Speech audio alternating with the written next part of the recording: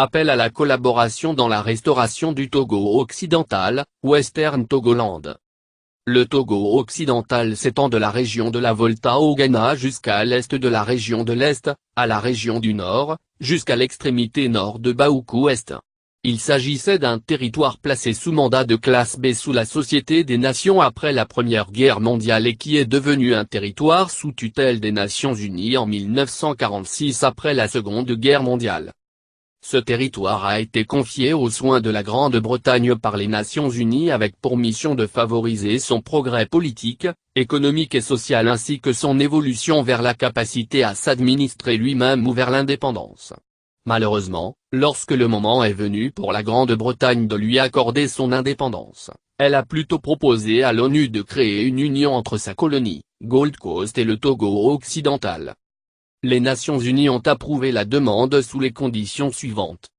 L'union doit être choisie par le peuple lui-même lors d'un référendum.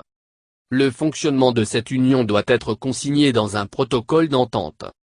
Une constitution régissant l'union doit être élaborée, et ensuite, la Gold Coast devra également accéder à l'indépendance. Dans la foulée, un référendum, qualifié de plébiscite par la Grande-Bretagne, fut organisé en 1956, au cours duquel les populations du Togo occidental ont voté pour l'union avec la Gold Coast. Mais avant que cette union ne soit réalisée en bonne et due forme, le Togo occidental fut absorbé de force par la Gold Coast, aujourd'hui le Ghana. Des pétitions ont été lancées contre la manière dont l'union a été réalisée, mais elles ont toutes été ignorées par les gouvernements qui se sont succédés. Et récemment, de nombreux groupes se sont constitués pour réclamer l'autonomie du Togo occidental et ce, dans un climat d'intimidation et de harcèlement de la part du gouvernement ghanéen.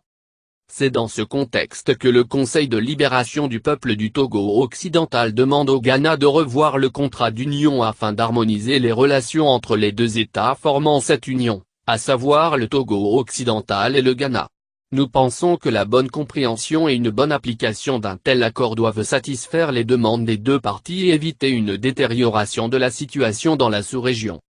Et c'est dans le but de recherche d'une solution pacifique que nous, membres du PLC, vous invitons à collaborer avec nous pour faire progresser notre approche de la non-violence, afin de régulariser les relations entre les deux États, dans l'intérêt des générations futures.